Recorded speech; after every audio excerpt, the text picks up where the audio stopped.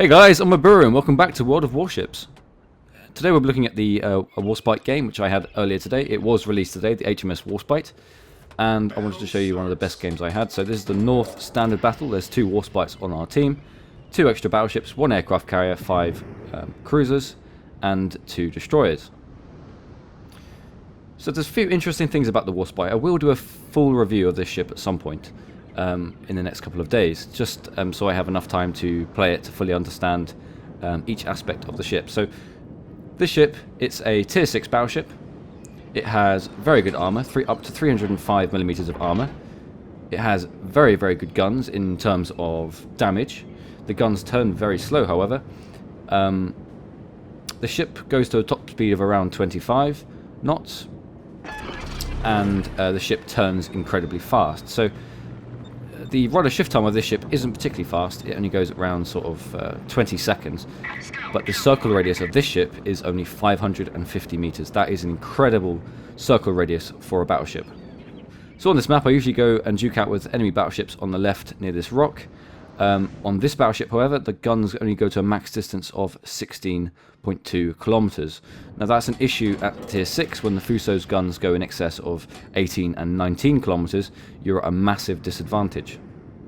So what I'm doing here is I'm slowing down. I'm sort of turning a bit right to allow my allied battleships to get in front.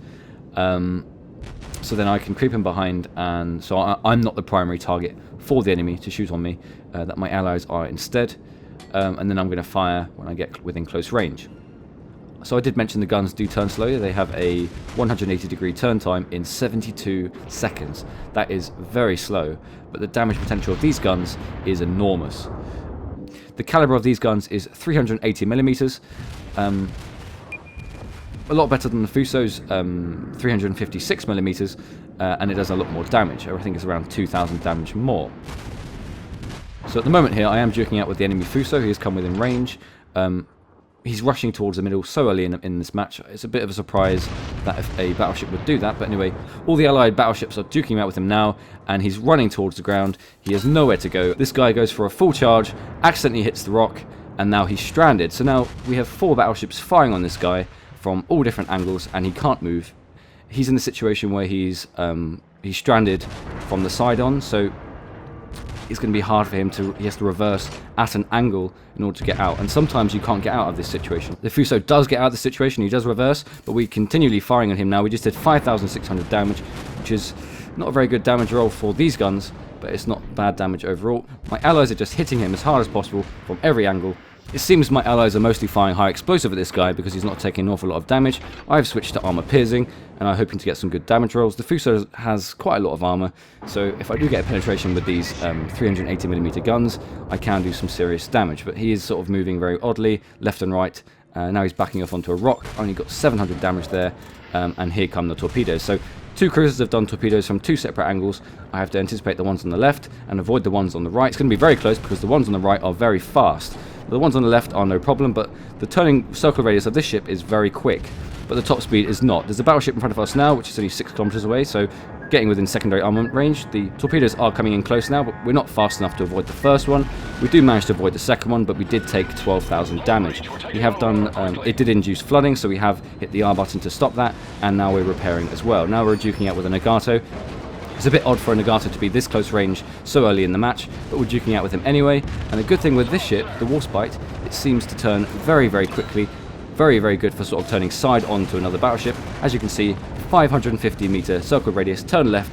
Once the rudder shift time has gone into action, the ship turns all the way around, and now we're fully side on to this guy, laying in our main guns into this guy, 5,000 damage there, and now our allies are peltering him with secondary armament, main armament, and this guy is going to die. Last salvo.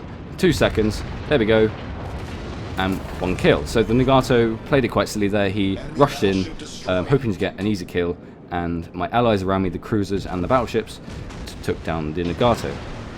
So now I've noticed I've taken some serious damage here from the Nagato and the enemies from the distance, so I'm lining up straight, using my quick circle radius to line up straight to avoid the enemy's fire, to become a small target as opposed to a long, large target.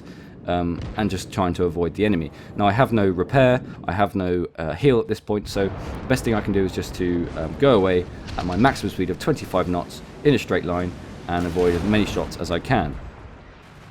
Now, as you can see, most of the enemies are in this corner here. We have 2 carriers in their base, which our carrier seems to be screwing with, but these guys seem to be out of our range. I'm not expecting to get any effective hits on this Nagato at this distance. The guns, they are quite accurate guns, these Warspite guns, but even in excess of 15 kilometers, it's still very hard to get a decent shot. So now we're rotating back. We have the health ability up in 20 seconds, scout plane in 10 seconds. We're not really within close range of the enemy at this point, which is good for us, gives us a little break. It seems they've backed off and our team have backed off at this point. 2 kills apiece. The match is very even, and the enemy is sort of lurking around their cap. The heal ability this time didn't heal me for an awful lot, only about sort of 5,000, but 5,000 is better than nothing. The Megami is now coming within range, and the Fuso is now hiding behind the smoke in the distance there. The Megami is a well-armoured cruiser, up to 38,000 health, which is a huge amount of health for a cruiser, and we're going to get our main guns on him very shortly. So I'm going to fire some shots and we get them in. We hit him for 2,000, not a huge damage roll, so that's unfortunate. But the problem with these guns is when you turn really sharply, once you get your rudder around, yes, you can turn very quickly, but your guns don't catch up. So unfortunately, the guns aren't quick enough to actually keep up with the maneuverability of the ship.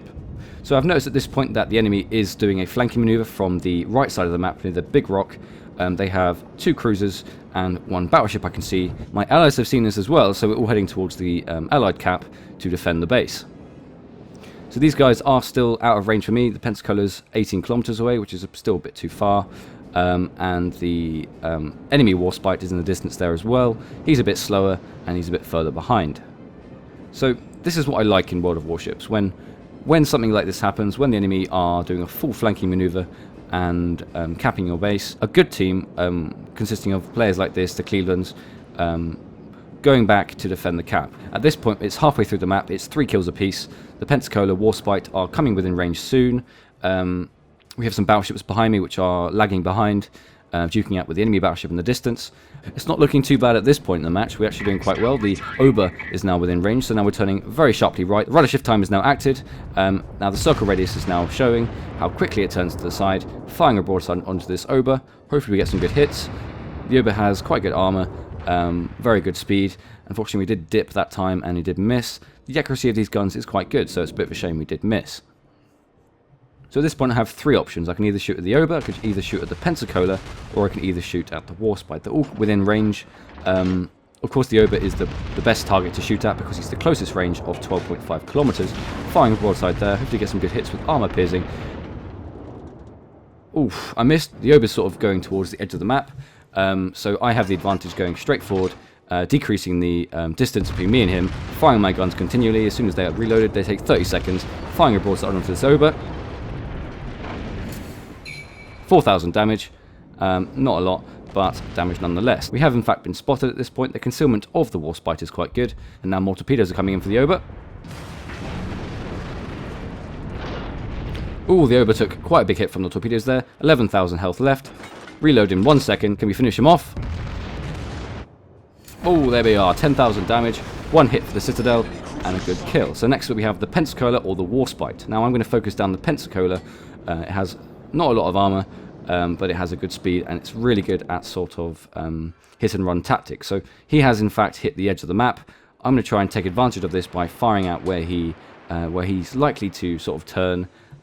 He's currently reversing, but he's going to hit the edge of the map again and turn left. So I'm going to fire there where he's reversing. Hopefully get some good hits on him. Oh, 12,000 damage, plus 3,000, 1 Citadel hit and 2 hits. That is a good damage roll for these guns. 6,000 health left, not an awful lot. It should be an easy kill for a Pensacola.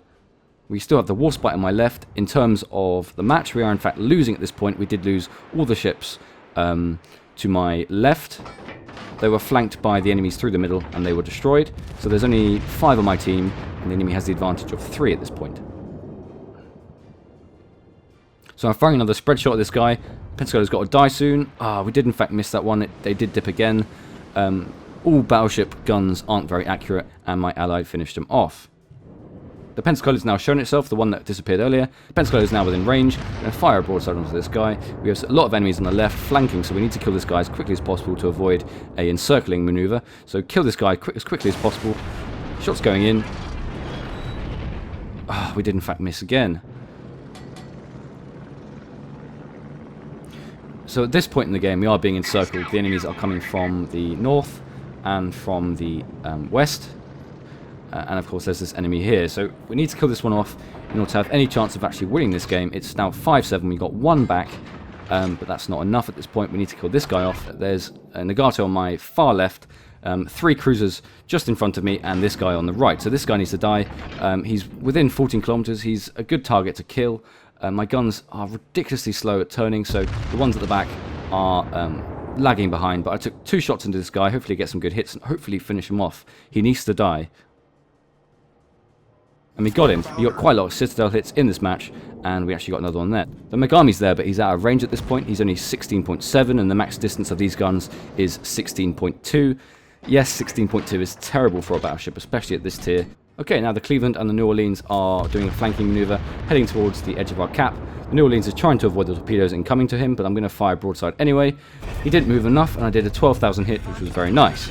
Now there is a plane ahead, a torpedo plane and a dive bomber. I focused the anti-air capability of this ship to focus on the torpedo bomber. He is a very big threat right now, but he only has 1 plane left, so that means 1 torpedo, and I have avoided them, fortunately. So that's one thing less I have to worry about. I only have to worry about now is the main gun batteries from the Cleveland, the New Orleans, and the other ship. So the Ally is now here coming to help. So the Megami is very low, the New Orleans is very low as well. The Cleveland has quite a lot of health, so we have to try and nuke down one of these guys. I'm going to focus down the New Orleans. He did take a very big hit early, and he didn't seem to move a lot after we did the initial shots into him. So there's a torpedo plane coming overhead. He has all the planes left. I understand the torpedo plane is focusing down our ally, so I don't have to worry too much about that. I'm moving very far left to avoid all torpedoes. I have quite a lot of health left, but I still can hopefully kill these guys in the making. So this guy's here, 12.5 kilometers away. The guns are so slow at turning around. Megami's got to die. 2,800 left. Come on, get a good hit. Die. Ah, we missed again. God, the dipping range of these guns. Okay, we have taken some serious damage now. We've taken 8,000 hit, 4,000 hit, a 5,000 hit from all 3 of these cruisers. We're going to die imminently, but we have to get these shots off and finish off this guy. 443 health left. And unfortunately, he kills us off. So we did have a very good try. We got 3 kills in that match. And we very nearly got the Megami. The New Orleans was very low as well. The Cleveland was sort of halfway dead. Unfortunately, we only have the carrier left in our team. So in that match, it did seem very even at a point when they were sort of attacking our base. If me and my allies sort of focused on the same target, then maybe we would have won. But I got 3 kills in that match. Not bad. 31 hits, 1 critically damaged, 4 Citadel hits, and we shot down 3 planes. Now this carrier is imminently going to die. He just took 4 torpedoes. But it was a good game overall. It seemed very even for most of the game until the latter stages of the match, when unfortunately their flanking maneuver worked out and they managed to kill us. I believe I took a massive hit from the Nagato at the end there, which finished me off.